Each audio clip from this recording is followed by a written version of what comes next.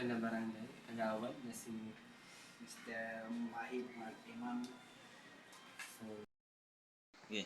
ano ang mga plano ninyo para sa barangay upang mapabuti ang kalagayan ng mga residente? Auzubillahi minasyaitanir-rajim. Bismillahirrahmanirrahim.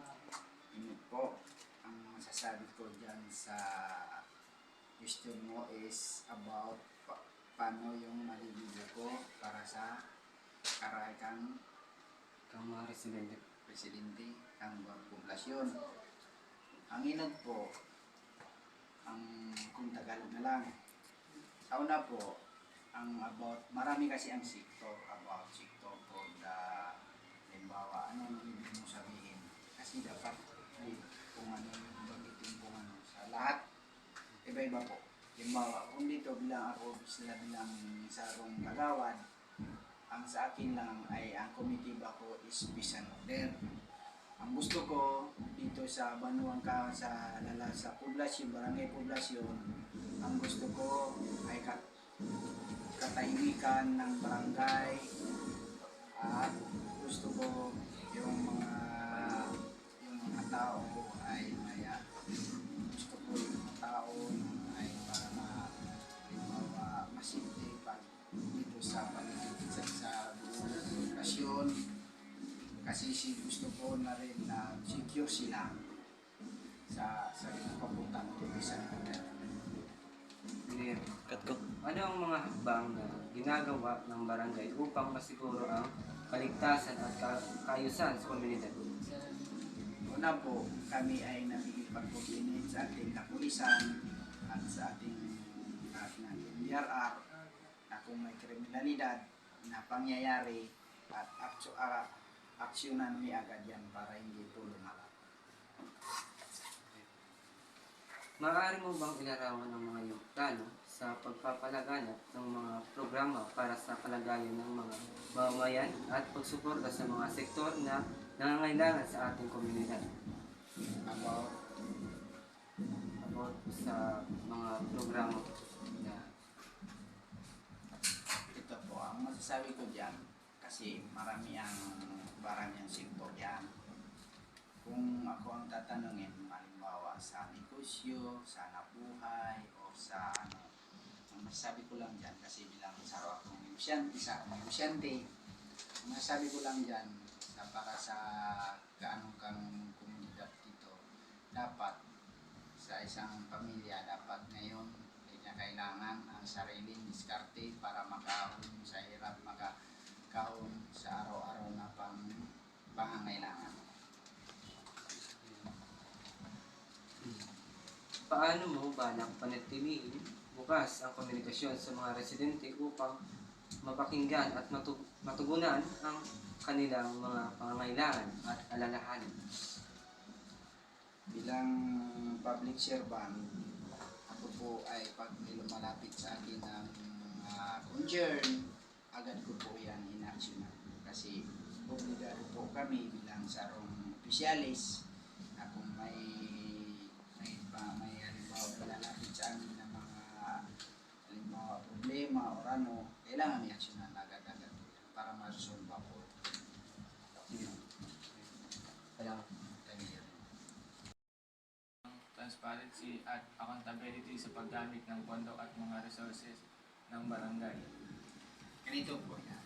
Dito sa barangay, tinatawag tayong treasurer na siya po ang nag-ano ng budget at meron din po tayong tinatawag na tinatawag sa amin na yung nag-audit yan sa budgeting for the barangays. Kasi nila, halimbawa, may budget yun, kailangan i-update yun kung ano saan napunta yung pera, kung ano yung saan gagamitin. Yun po, kailangan po ina-update po yun. Paano mo balak makipagtulungan sa mga lokal na otoridad at iba pang opisyal ng barangay upang mabuti ang kalidad ng buhay sa komunidad? Ang una po, ang inaano natin dyan is halimbawa, nag-coordinate tayo sa mga halimbawa na may katungkulan, halimbawa din sa mga pulis para matugunan yung concern natin at saka yung ano yung dapat natin may lakad sa kanila o magawa natin. Okay. Strategies do you purpose to address the most? Isang kagawad. Ano yung mga good o mga influensya sa mga kabataan? Pagiging isang good kagawad po siya. Isang mabuting influensya sa mga kabataan. Ganito po yun.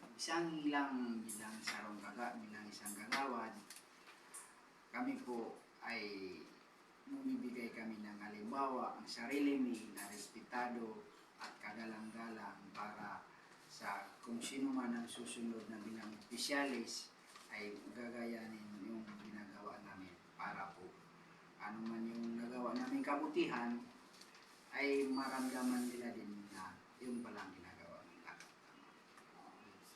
Salamat. Next, si Kapitan. What strategies do you propose to address the most prevalent issues within the barangay, such as infrastructure, public safety, or community services? Ano strategy? Actually, hindi sa barangay, may nakabit ang mga barangay-based institutions na kung saan more on nagtatackle ng mga nagigirib ng mga policies, mga batas, ordinances, saka mga action plans. For example, yung sabi mo mga infrastructures, ano pa lang?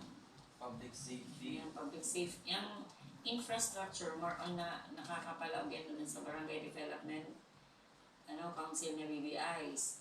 Wherein, duman sa BDC, naman pinag-uulan kung panagigibo kaming budget, yung kapartner mi sa pagplano, pag-ibo ng mga projects or infrastructures, kung okay ba kung talagang siyempre ma-amend man sila sa muya na kay pon talaga nitong barangay. Siyempre kung kami lang ang nahihiling kakadikit na aspeto, pero kung may invited kaming barangay-based institutions such as Barangay Development Council, nakakatao man din silang idea sa muna, araw ka niya ang pangangait po may mga stakeholders dito sa barangay about sa infrastructure.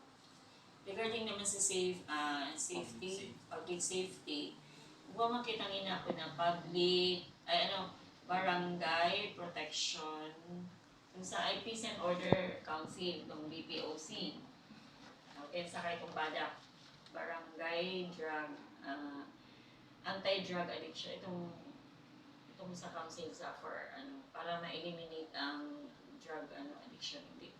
Gumaman kita kaya na inaapod ng barangay-based institutions. Nasa 16 yan So, gabos na aspeto ng mga programs may kanya-kanyang barangay-based institution, mga council. More on, ang gabos ng BBIs, akong chairman. May mga members din dyan na yun na to kung si Sen ng kagawad ang committee. Yun ang sarong estratehiya para in every barangay-based institution nakatutok. For example, sa infra, more on tinutok ka rin naman sa BDC. Baka kami, nag-budget na kami, na programa kami about infrastructure. After camping, invite me sunod na BDC meeting, si BDC members, para pag-urulayan na mag-agree kami na iyon ang kaipuhan, iyon ang kaipuhan i-priority. Naman sa public safety, kaya may lain man. Kasi kung halimbawa, nag-session kami, more on sasaralakon pero kung sa kanya-kanyang committee, sa kanya-kanyang council, at the same time, si mga tao din sa community, nakakaugod people's participation. Kasi yun yan talaga mo niyan. Bakong araw ka ito, puro barangay council lang, barangay official ang nag-aasikaso. Kung baga, iba naman kaya ang panahon mo yan sa barangay, bakong araw ka ito, pag naglaog ka, ang kagawad ka ito, okay lang na itong pagdigdi niya, mag-duty